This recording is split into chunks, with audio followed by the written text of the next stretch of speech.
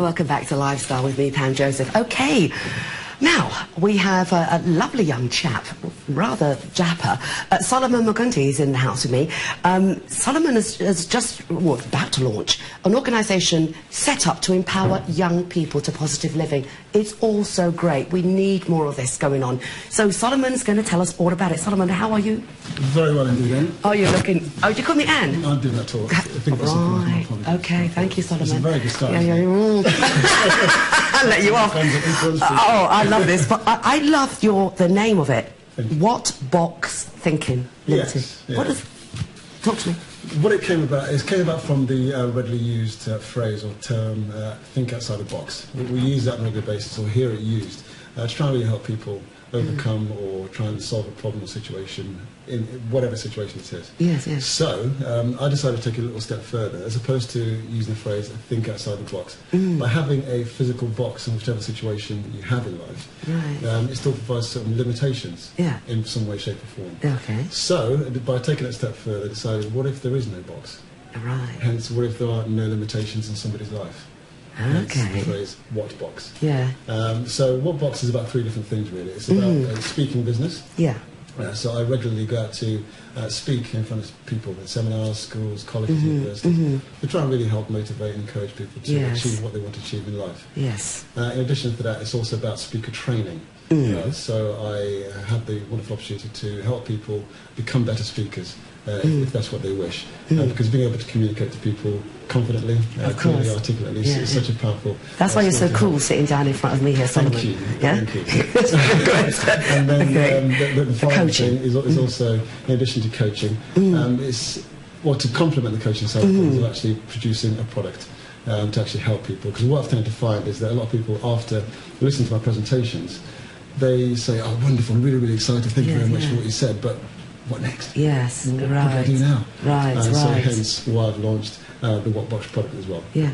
So you have launched it. It was launched when? The business I started 15th of April, just last month. Yeah, just last month. Okay, that's wonderful. That's wonderful. So how are you finding it? It's very early days, but... It's very early days, but very exciting. The reason I say that is because I'm going on the belief and going on the experience of a lot of people that I know who've done it, similar kind of things. I say that because it's so important to be careful who you associate with, and that's one of the things I do talk about. Let me start by going back to about 12 years ago. Please do. I first had the idea of becoming a motivational speaker when I saw a guy called Les Brown. I'm not sure if you've heard of him at all.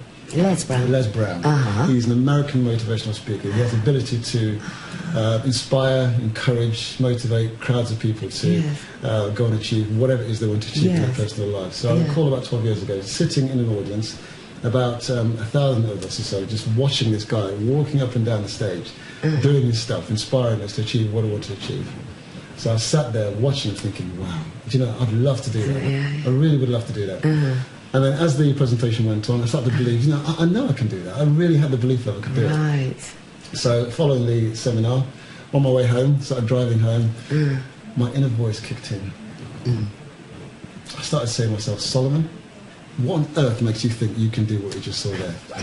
What on earth makes you think you can achieve, you can earn more in 1 hour speaking in public than you've ever earned in 1 hour, or even in 1 month speaking, working in a job? You never worked for a major corporation, blah, blah, blah. I just basically talked myself out of it. Right. And this is 12 years ago, so I must be thinking, what on earth have you been doing for the last 12 years? I've been basically just analysing and helping myself and just developing the way I need to personally develop to become the person I am right now, and also in the future as well. And that inner voice is so, so powerful. I realise that. We all have it. We all have it, no doubt the things you want to achieve in your life, and you've talked yourself out of it. Yeah, there you go. So hence why What Box is here, to really help people, youth, people who work in corporations, business people, all sorts, to basically help them focus really on what it is they want to achieve in their personal life. I was just going to say about the youth, because particularly the last 5 years or so they've had bad press, and it's not all the youth are bad. There's only a segment of them, but they do need inspiration. They do need it, and somehow I think England, the UK, Black Britons, we somehow lack what the Americans have. They've got it all over the place, but we don't have that. So how important is it, when you go around to colleges and schools, for you to empower It's imperative. It's imperative. And it starts from the moment you meet somebody. First impressions are so critical.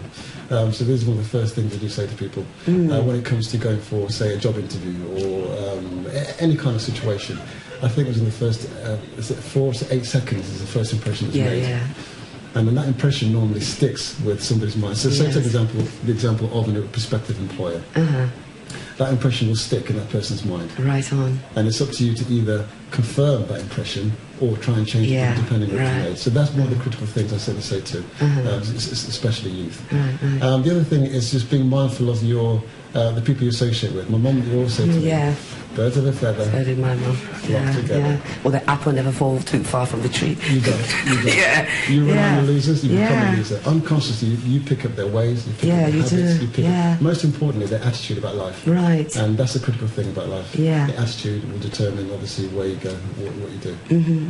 Okay, so when you say you go around to schools and colleges, are you talking London or across the UK? All in London, all within M25. Right. Schools, Okay, all right.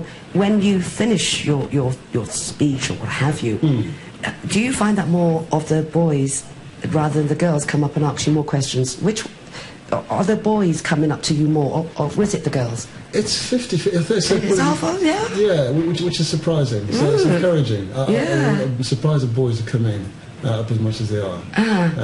But it's encouraging because it's really empowering.